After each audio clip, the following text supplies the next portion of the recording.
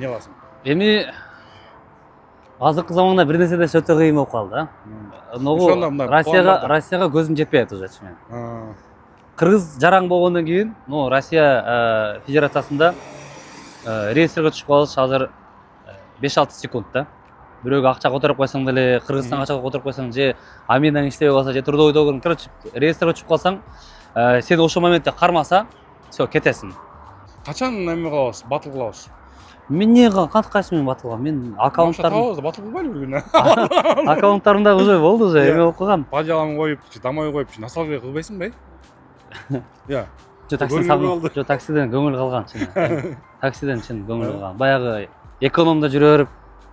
Өзү мен таксаман не дечи эле, ошону айтып коюңуз. Не дечи? Не дечи эле? Таксаман көрүп атса, ошол видеода комментарий жаза кетсин. Жаман мына өзгөрүп кеттиң да сенчи? Урматтуу мекендештер, бул жаратылыштар алаңыз, бул деген Аларча Бишкек шаарындагычы. Ал эми Россия шаарында такси тармагында кимде ким иштесе, ушу келечек парктын сунуштамакчымын. Такси парктын проценти эс трудовой договор менен иштесеңиздер 2% үчтөр менен алат. Ал эми самолет болуп иштесеңиздер 2%.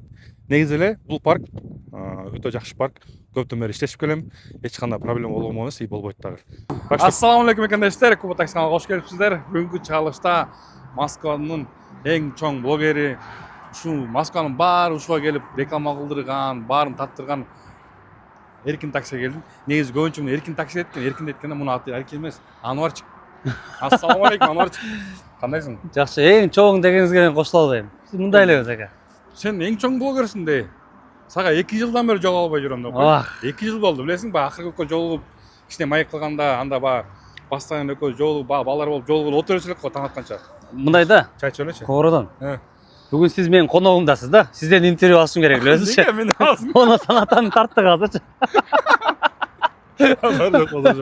Иштериң кандай болуп атат? Жакшы, өзү кандай? Сокторуң болуп атабы? Не маек, айтып бериңиз. Негизи Клубрадан ачык айтсам айтат да, бир күнү тартып коелук депчи. Эми Клубраданын контенти баягы маек, баягы кандай эмне болуп атат деген, да? Ошол негизи сага бүгүн келбедим, машинамды тарттырайын, машинам болгон деп жанан биротоло кичине маек кылып кетели деп. Сага сен мына көп деле адам келелек да, мына маек кылелек да негизичи. Анан мага кызык болот. Көптөн бери таксиден көрбөй калдым. Таксиде иштебей койдум.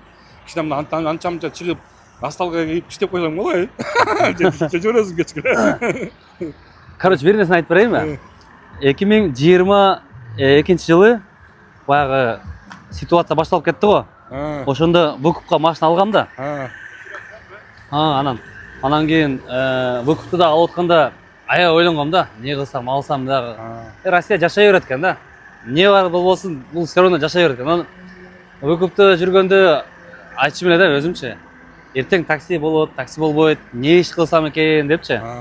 Өз негизи YouTube'ту жаш кезимден эле, жаш кезим дегенде эле 2012 жылдары орус канал болчу, орусча болчу. Тартчым эле кичинечи, бирок окшошпочу эле.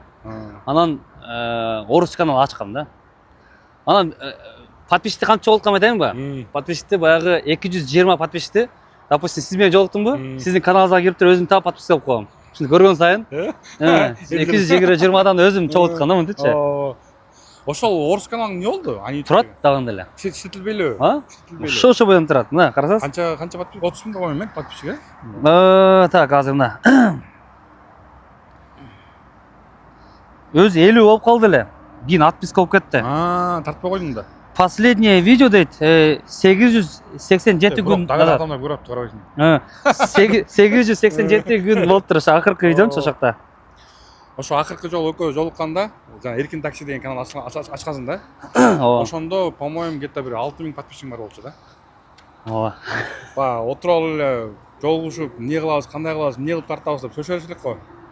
Ошондо 6000 болчу. Азыр карасам, канча болуп калган азыр YouTube'да? Карачы. Мен өзүм дагы карай элем. 83 болуптур. 83 миң. Элестесең 83 миң подписчигиң бар экен. Инстаграмда тоже где-то бир 70 миң деп, по-моему, 65ке жетейин деп калдым. 65. Молодец. Сен молодец жигитсиң да, мына аракетчил, мындай харизма сенде жөн эле. Дашкалливайт да, кипит деп кой. Сиз камераны карап туруп эле, мени каратып жибердиңиз да. Молодец. Көп мактай берем. Мен дагы анча-мынча эме эмесмин, мындай хейт өтө көп менде дагы, өтө көп. Эмнеге көп? Мен мисалы жакшы жагын эле угам сен. Жок. Эч кандай. Хейт бар. Кээде адамсызда эми, кээде ошибкалар болот, кээде баягы ката кетирген күндөр да болот. Анан допустим көп эле мага жазышат да. Же кыргызча сүйлө, же орусча сүйлө депчи. Бизде баягындай гибридный тил болуп калган да. Орусча, кыргызча ошого дагы көп жазышат да. Сен азыр ошондо только ошо блогерство менен башка эмне иш кылып атасың негизи? Дагы эмне иштериң бар? Тартам только. Только тартасың. Только тартам. Реклама.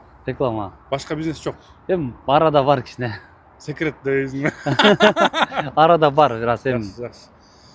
Такса бар, кстати, такса бар. Жана подпечаткалар, Эркек такси деген. Жаман мына өзгөрүп кеттиң да сенчи? В плане внешний вид. Ошо эле. Сен башкача болсуң, башка мындай арыктап кеттиң, эмне кылып арыктап, не жеп атасың, не самолетке жеп атасың? Артагадым. Ошондой эмне кылып атасың негизи? Вес таштаганды үйрөндүм да, кантип вес ташташты, кантип курсакты жок кылышты. 12 январда весига турганда, таразага турганда 91 болчумун да, почти 91 болчу. Канчасың азыр? 73 чейин түштүм да. 2,5 айда 17 килограмм таштадым да. Укканым бар да, бирөө менен мелдешип калдым эле деп, Болбой калды. Болбой калдыбы? Болбой калды. Болбой калганда сен утулуп калдың, ал утулуп калды. Аны эмнеге болбой калды? Мен по рукам дедим беле. До конца болбоду, бирок келишпей калды да. Ой, Келишпей калды. Ошого мотивация алгансың да? Ошого мотивация алгам. Там чоң сум болчу. Сонун бирок мындай вообще мындай сомуп калыпсың да. Мен аз да кичине кошулгам, вообще мындай болуп калдым эле да. Өткөндө баягы эмеден тойдон жолукканда апшарып болчусуң да. Анда 73 болчумун да. Ошо да. Муут эле калыпсың, өтүпчү баары. Азыр 77 ушундай болуп калдым. Кичине кайра набирать эттим. Бирок вес таштаганда өтө кыйын экен. Чириги үшүрөт экенсиң. Анан көзүңдө баягы башың караңгылашып кыйын экен, өтө кыйын экен. 2,5 ай татто жеген жокмун, 2,5 ай нан жеген жокмун, 2,5 ай газировка жеген жокмун, жареный жеген жокмун. Короче, чисто баягындай эме да. Суга бышырылган, же парга бышырылган ушундай, же запеченный. Бирок сону артап калыпсың, бирок сон ушу менен толбой кете берем. Мага бир орус мынтип айтты да, вес таштаганды кантип үйрөттү да. Биринчиден бул залга барып күйүп калбаш керек экен да. Плавно кылыш керек экен. Анан айтып атпайбы? Вот сен дейт, машина менен кетип баратасың деди. Машина менен кетип баратасың. Полный бак бензин куйдуң дейт. Анан дагы 20 литр канистрге дагы бензин куюп алдың дейт. Ал 20 литр канистр, представь сен курсагыңда, атпайбы? И сен жолдо кетип баратасың. Но жолдо кетип баратканда бензиниң бакта түгөгөндө сен заправка кирип дагы бензин куюп алдың дейт. Ол канистрдагы бензин кала берет да. Ошо канистрдагы бензин түгөш үчүн жыгыш керек. Заправка кирбеш керек. Дальше кетиш керек. Бир жерде токтойсуң, айла жок, канистрде куясың. Ошо деген нерсе баягы тренировка кылганда тамактан, ошо тамакты азыраак кылып, больше калорий сжигать этсең, допустим, күнүнө 10-15 миң басыш керек экен, 15 миң шаг кылыш керек экен. Ошондо анан кийин вес келет экен да, көп эле тамакты да жайып, баягы неправильный питание кылып, тренировка кылат, курсак кетпейт. Туура, эң туура. Ушундай кылат экен да. Молодец. Бул боюнча бүттүк. Эми блогерство боюнча. Блогерстводон блогер болгон жакшы экен негизи. Бир жагынан жакшы, бир жагынан жаман. Эмнеси жаман? Элдин сөзү, обсуждение, анан Эми обсуждение болгондо сен элге жаман бирдеке көрсөтүп атасың да. Бар да. Келип айырып кетем дегендер дагы бар. Койчу. Инвалид калам дегендер, токойго барбайын. Сенин айыган ушундай болуп калдык дегендер дагы бар. Эми анча-мунча адашат экенсиң, баары эле адашат да, пендебиз да. Ошол жагынан бар да. Келип мына жерде растан-раз турам дегендер дагы бар. Не за что эле. Азыр ушундай болот экенби? Ошол жактары бар. Блогер болуш үчүн азыр блогер көбөйүп кетип баратпайбы? Анткени бир адам айтты да, скоро интернет дороже нефти будет деп. Бирок ошого барат да, негизичи. Азыр эң жакшы валюта это внимание да. Адамдын вниманиясы. Ошо блогер болуш үчүн эмне кылыш керек? Мындай эмне кылып аракеттер кылыш керек? Кандай кылыш керек? Мен сен башкадан өткөн да. Жок, мен эксперт деп айта албайм өзүмчү, блогерсызданчы. Бирок эми канча деген балдар келип атат, көрсөтөм. Эмне кылыш керек, кантип тартыш керек, мындай бирек көрсөтөм. Келишет. Анан бардыгы эле баягы башында кыйынчылык болгондо таштап коюшат да. Бул биринчиден ошо упорство керек экен да. буга негизи блогерста болуш үчүн менде баягы кичине тартып каламын да, бирок мен блогер эмесмин, мен хоббим да, мындай кээде тартып коём, эментип коём да. Сиз деле блогерсиз э? Жок, мен блогер эмесмин, өзүм вообще эме кылбайм мисалычы. Просто бул блогер болуш үчүн мындай внимание кылыш керек да, ошо убакыт кетириш керек. Постоянно убакыт, биз баягы Сиз мындай кылсаңыз эле, мына. Өзүңүз кылсаңыз, мындай кармасаңыз эле, мындай кармасаңыз. Сиз да блогерсиз да, ошончо өзүңүз да. Короче, мындай эке. Любой бизнесте, же убакытын кетиришиң керексиң, же акчаны кетириш керек. Же экөөнү бир кетириш керек, а? Ошол эле да, аракет кылсаң, у каждого канала, орустар айтат го, у каждого канала есть свой зритель депчи. Эми капа болбогула, урматтуу биздин мекендештер, мен орус мектеп бүткөм да, Кыргызстанда орус мектеп бүткөм. Мурун өзү только эле мындай орусча эле сүйлөйт элем да. Эми ошондой болуп калыптыр да, мен жаш кезимден орусча. Бирок кыргызча сүйлөгөндө эле жашага эмне орусча сүйлөшүн деп шайлап атышат эми. эми жазышат, азыр деле жазышат. Ишенип коюңуз. Баарыбыз эле баягы орусча кошо беребиз го. Жок, өзү негизи туура эмес да. Туура эмеспи? Кыргыз болгондон кийин кыргызча сүйлөш керек. Орусча сүйлөсөң, значит до конца орусча сүйлөш керек да. Экөөнү аралаштырып, биз ошол жактан неме кылабыз. Оригинал сүйлөш керекпи, нактылуу, э? Жакшы. Анан жанагы бул реклама тартып атпайсыңбы? Мисалы, таксопарк тартасың, мисалы, машина аренда, бул машина реклама тартасың. Ушуларды канчага тартасың? 1,5 миң. Бул машина реклама 1,5 миң. А если таксопаркка барып алсаңчы реклама, аренда машина? Эми ачык айтсам, мындай мен эч кимди бөлбөйм. Бирок баягындай болуп кеткен чоң таксопаркта орустар болуп калса баягындай, алардан көп эле алам. Алар сен иштеп атпайбы? От какой сумма? Айтпай эле Тоже коеюн. секрет. Айтпай эле коеюнчу. Биринчи баягы майкаганда анда сеники эме болчу. 6 миң, 7 миң болчу да. Ошону айтасың да? 6 миң, 7 миң. Жок, анча-мынча сервистер чыгып калат. 5 миңге тартып берди. Анча-мынча атасы. Өзү 10 миңден тартып берем деп коем. Майлы. 10 миңден тартканда дагы эме да. Допустим, бир тарттыңбы? Ал эгерде ролик болбой калса, какой-то время убакыт өткөндө ошону деле кайра чыгарып берип коерм да. Как бонус амжа. Мындай, эми менен эмнеге деп барып тартып берип коюш. Тура. Болбой калса. Деги эле негизи эле на будущем эмне кылып атасың? Кыргызстанга кетесиңби? Ушул жерде Москвада калып кетип эле, короче, жанагындай блогер, миллионный блогер болосуң, кандай болосуң? Эмне болосуң? Эмне кыласың?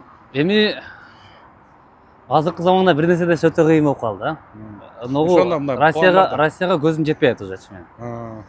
Кыргыз жараң болгондон кийин, Россия Федерациясында реестрге түшүп калыш азыр 5-6 секунд да.